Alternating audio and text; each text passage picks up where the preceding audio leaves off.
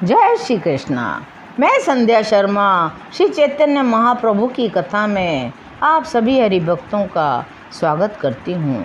भक्तों के मुख से निमाई के सन्यास की बात सुनकर माता के तो शोक का पारावार ही नहीं रहा।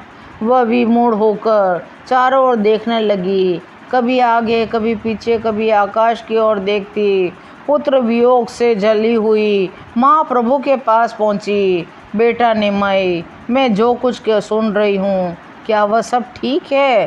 पुत्र वियोग को अशुभ समझने वाली माता के मुख से जब यह बात सुनी तो प्रभु ने ऐसा पूछा, कौन सी बात माता?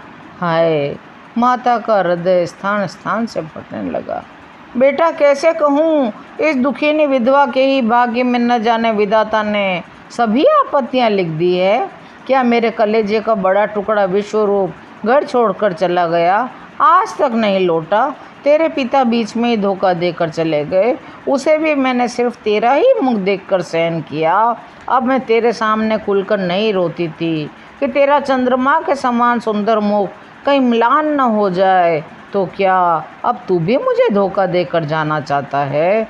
बेटा, जो लोग बोल रहे हैं, जो भक्त बोल रहे हैं, क्या वह बात ठीक है? माता की अधीरता बड़ी बढ़ गई।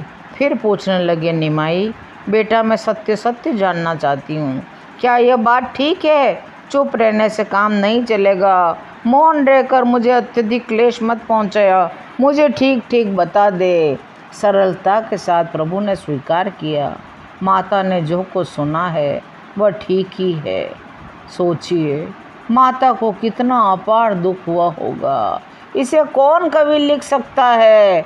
माता के नेत्रों से आंसू बह रहे थे, माता के वस्त्र आंसुओं से भीगने लगे। माँ ने कहा, बेटा तुझे जाने के लिए मना करूं तो तू मानेगा नहीं, इसलिए एक प्रार्थना करती हूँ, थोड़ा सा विष खरीद कर रखता जा। मेरे आगे पीछे तो तेरे सिवा और कोई नहीं है, मैं फिर बाद में विष किससे मंगाऊंगी? मेरी विष्णु प्रिया बिल्कुल अभी अबोध बालिका है, उसे तो संसार का कुछ पता ही नहीं है। उसने आज तक एक पैसे की भी कोई चीज़ नहीं खरीदी। यदि उसे विष लेने भेजूं तो वह तो जा ही नहीं सकती। चली भी जाए तो उसे अबोध बालिका समझकर कोई देगा भी नहीं। तेरे यहाँ तो इतने भक्त आते हैं, ये तू चला जाएगा तो ये यहाँ क्यों आएंगे? तू तो मेरे सुने घर का एकमात्र दीपक है। जा बेटा, खुशी से जा। किंतु मैंने तुझे 9 महीने गर्भ में रखा है, इस नाते मेरा इतना सा काम तो करता जा। प्राण तो गंगा जी में कूद कर भी गंवाए जा सकते हैं, परंतु बहुत संभव है कोई दयालु पुरुष मुझे उसमें से निकाल ले। इसलिए बेटा, मुझे विष ही एकमात्र सहारा है। रोती रोती वृद्धा माता बेहोश होकर भूमि पर गिर पड़ी। प्रभु ने अपनी माता को उठाया, धैर्य बंधाया और कहा, माँ तुमने मुझे गर्भ में धारण किया, मेरे मलमूत्र साफ किए हैं, मुझे खिला पिला कर पढ़ा लिखा कर इतना बड़ा किया है। तुम्हारे ऋण से मैं किस प्रकार ऋण हो सकता हूँ?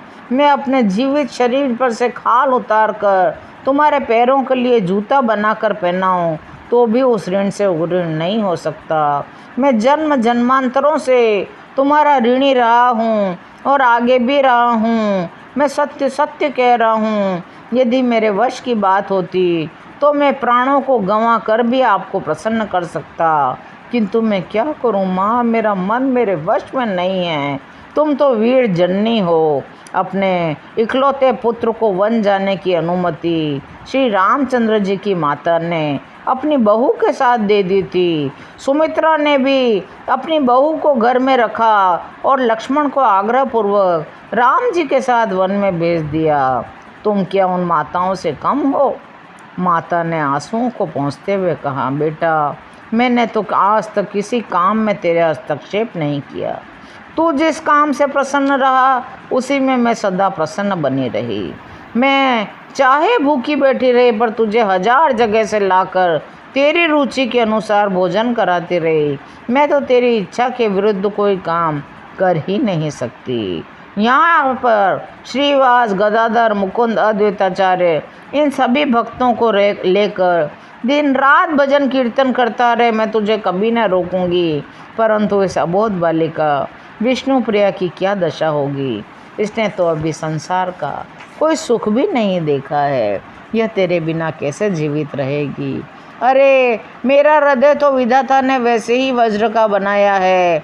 देख, विश्व रूप के जाने पर भी नहीं फटा और पिता के परलोक गमन पर भी ये नहीं फटा। तेरे चले जाने से भी शायद इसके टुकड़े टुकड़े नहीं होंगे। रोज सुनती हूँ अमुक मर गया, अमुक चल बसा। न जाने आयु मेरी विधाता ने कितनी बनाई है। मैं मर जाऊँ तब तू खुशी से संन्यास ले लेना। विष्णु प्रिया के आगे कोई आधार हो जाए। उस बालिका को जीवित रहने पर भी विधवा बनाकर तेरा घर से जाना ठीक नहीं। मैं तो माता हूँ तेरी, तू जगत का उद्धार के लिए जाना चाहता है तो कोई बात नहीं, मैं वह भी सह लूँगी, परंतु विष्णु प्रिया की तो और देख।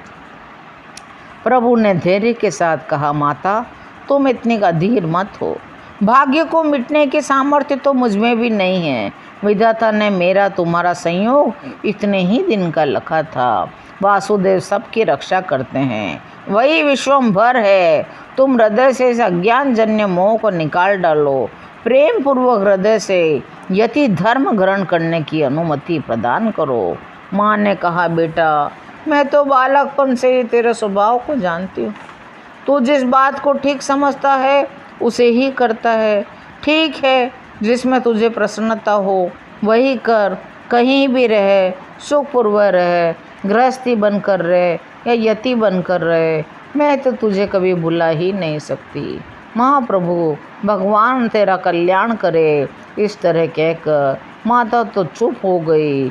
महाप्रभु ने माता से अनुमति ले ली, आश्वासन दिया, माता मैं तो आपसे ऐसी ही आशा करता था। आप तो बड़ी योग्य माता हैं। मैं इस बात का विश्वास दिलाता हूँ, तुमसे बिना कहे कहीं नहीं जाऊँगा। जिस दिन मुझे जाना होगा उससे पहले सबसे पहले तुम्हें ही सूचित करूँगा। विष्णु प्रिया को समझाना थोड़ा कठिन था। वे अब तक अपने पितृगृह में थी, इसलिए उनके सामने प्रश्न उठा ही नहीं था। प्रभु के संन्यास ग्रहण करने की बात संपूर्ण नवद्वीप नगर में फैल गई। विष्णु प्रिया ने अपने पिता के घर में यह बात सुनी। वो उसी समय अपने पति के यहाँ आ गई। आज की ये कथा यहीं विश्राम लेती है। शेष कथा को सुनने के लिए चैनल को सब्सक्राइब करिए और मेरे साथ प्रेम से बोलिए, हरि बोल, हरि बोल, हरि हरि बोल।